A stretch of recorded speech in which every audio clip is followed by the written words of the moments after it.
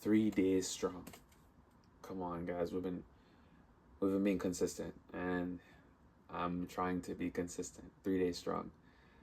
So today I was like, okay, you know what? Um, we're gonna be learning about the OSI model because it's coming on the Network Plus certificate. I had spoken about that. That's something I want to get, um, and I just feel like it's necessary. So we're gonna be speaking about it today. I'm gonna try to simplify it as best as I can, and hopefully we learn something here. So before I get into what OSI is, or the OSI model is, let's talk about what a model is, right? So basically, fundamentally, what a model is a model is a simplified presentation of something. It is a abstraction of what reality is. Okay. So the OSI model is a simplified representation of networking, and it just breaks it down into digestible steps for us. What does OSI mean? You might be asking. It OSI stands for open source interconnection.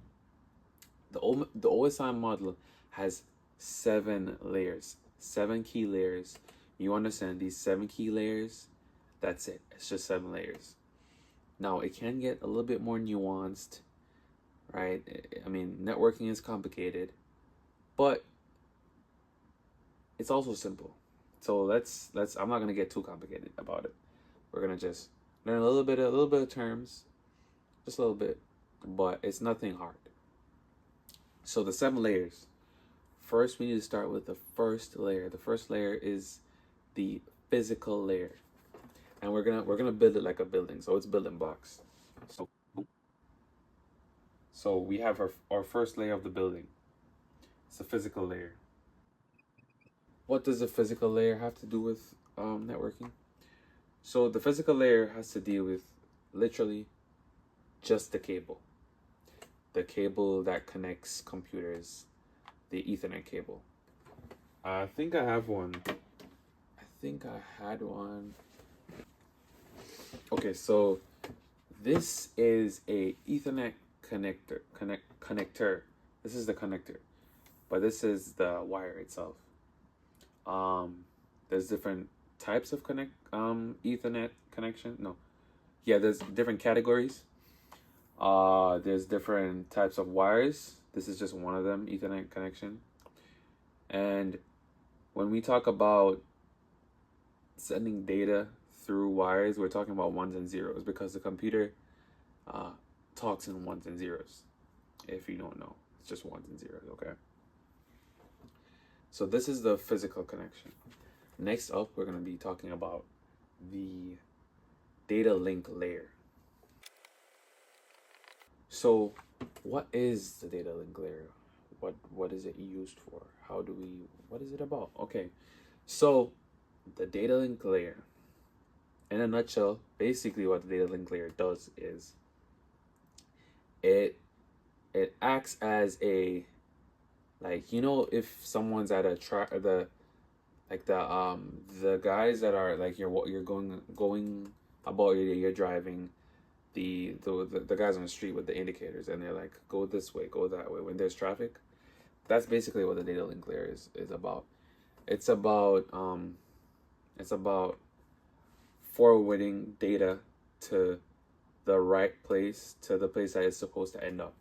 So, and what I mean by that is, let's say this is one of the networking technologies that's used in the data link layer.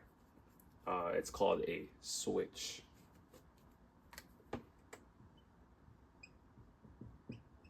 Oops, I forgot to put cable right here, because up here we have a list of words right here. And so what we're doing is we're going to use the words from the cloud, kind of like a cloud in, you know, like you back up your cloud. So this is our little cloud, and we're going to use the words and put them down here. So this is cable. We already learned about the cable in the first layer. So that's one down. The switch, this is a type of networking technology. As I said, it does what the data link layer does. It just forwards data to where it's supposed to be. So when we use a switch, we use it in a network. So a switch is used to connect computers within the network.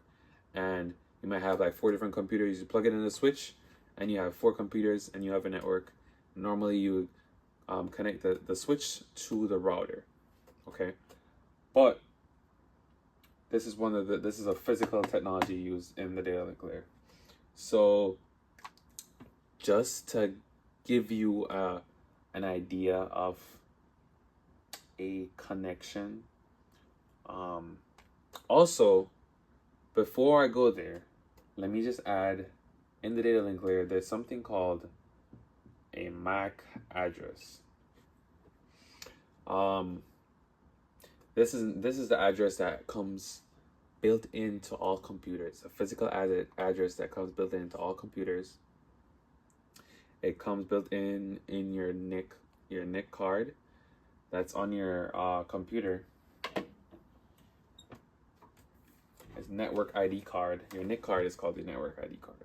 If you're wondering. Alright guys, so I really didn't get into what the MAC address really is, and so I just wanted to quickly say that the MAC address really is just a physical address. I'm going to show you what it is, but it's a physical address that is used in the network by your computer and by other computers as well to identify your computer.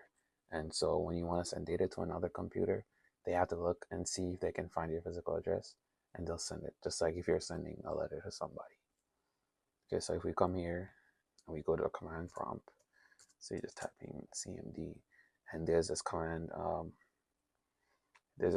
you just type in ipconfig /all, and you press boom, and that right there is your physical address. Okay, right there. That's all it is. Okay, I just wanted to put that. All right, continue. I also have I have a motherboard. One second. Okay, so let's say, just to for an example of a connection, right? This is a simple network right here. At the most basic fundamental level, it's the NIC. The NIC is right here. This is a NIC. I mean, there's if you I'm gonna show you what a NIC is like. That's not ingrained within the motherboard, because there's ones that you can actually buy. So that right there, that's a NIC. Okay, and it's also this as well. So we get the Ethernet to cable, and we plug it in. We plug it in, and then we come here and we plug it into my T430.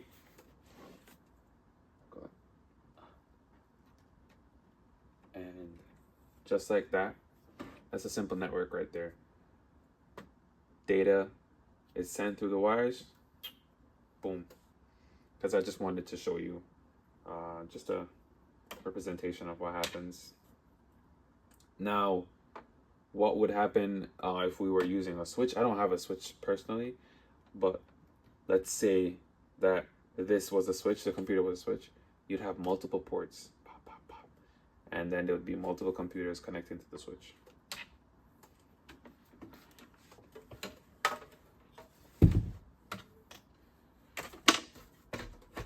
Okay, next up is the network layer.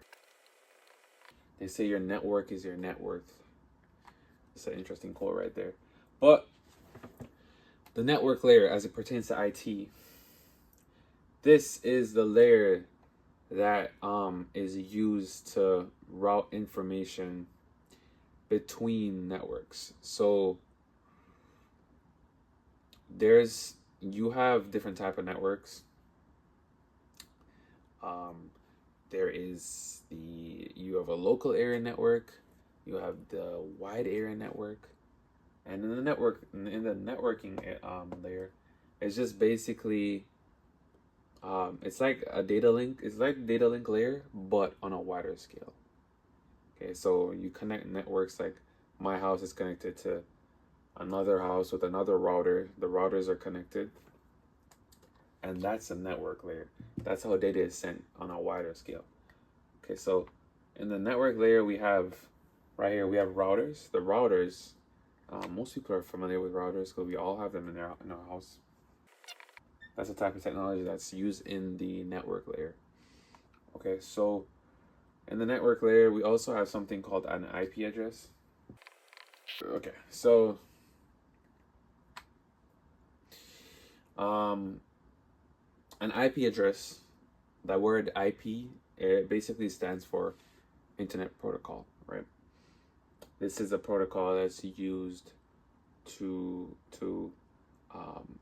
identify the computers within a network or networks. It's used to identify networks because a network itself has an IP address. Your network, your home network that you're currently using and watching the phone on, has an IP address. Your phone has an IP address, and it also has a MAC address as well. They're both used in conjunction. It's just that the IP address is used on a more on the network level. So you use your IP address for information, so information can be sent over the internet, and your MAC address is for sending information within your local area network, within your house. And so that's the network layer. Next up, we have the session transport layer. My bad. Okay, so transport layer.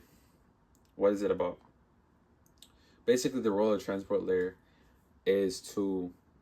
Okay, so let's say you're sending a Word file. Okay, so let's say it's around 400 megabytes. You're sending a Word file. When you send a Word file and it's being sent, the data is being sent. It doesn't just the whole file. You don't just send the whole file, right? That's not how it works. The file is broken down into smaller pieces, and then they're sent in something called frames. So 1 frame, 2 frame, 3 frame, 4 frame, 5 frame. And there's a protocol that's used in the transport layer called TCP, transmission control protocol. And what happens in the TCP is it's all about assembling and disassembling the frames. That's the whole point. We have frames. We need to send them over to another computer. Their TCP would collect and assemble them, and if you're sending, you disassemble and send. Up here, we have the session layer.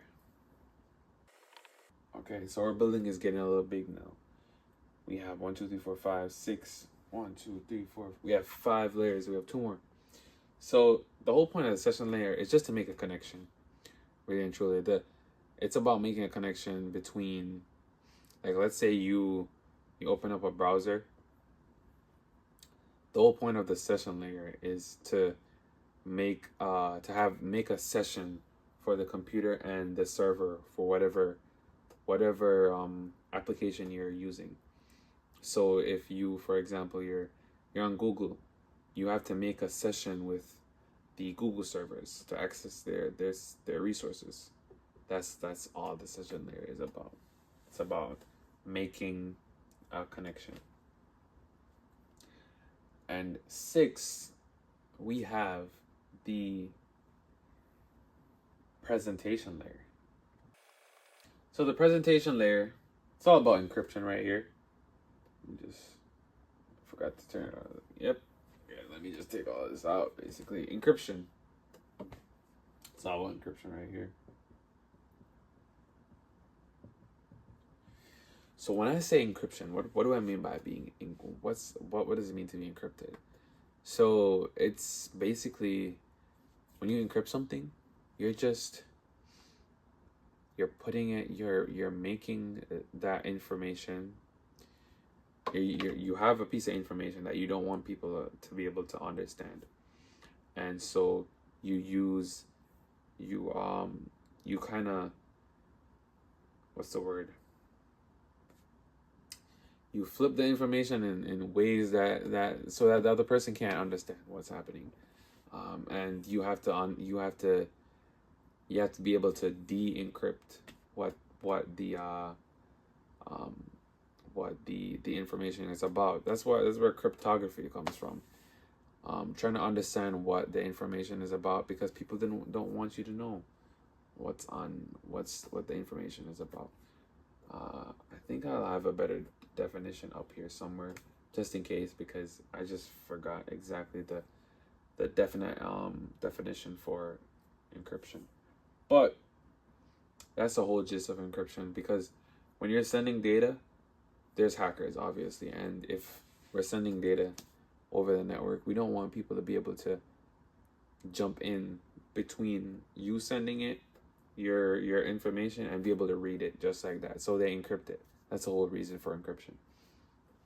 And lastly, this layer is the layer that you're using right now.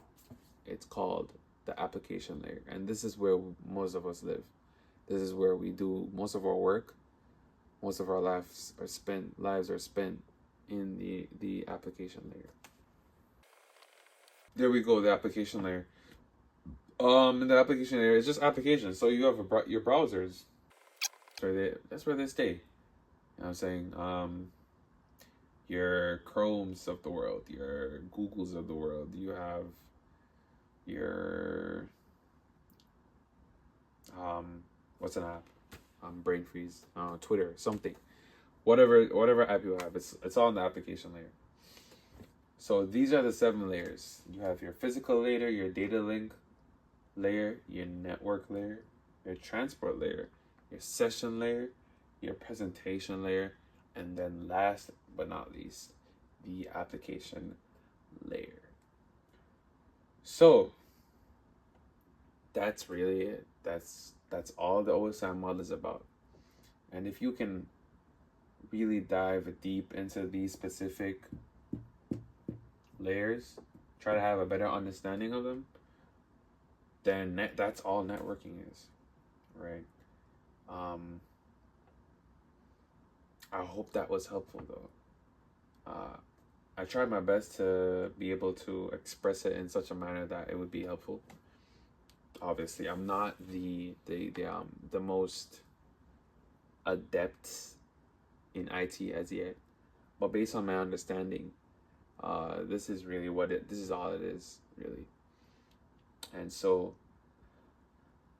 I have a little bit more, I have some more concepts I want to go over. But yeah, if you found it interesting, I hope it helped. Thank you. See you later.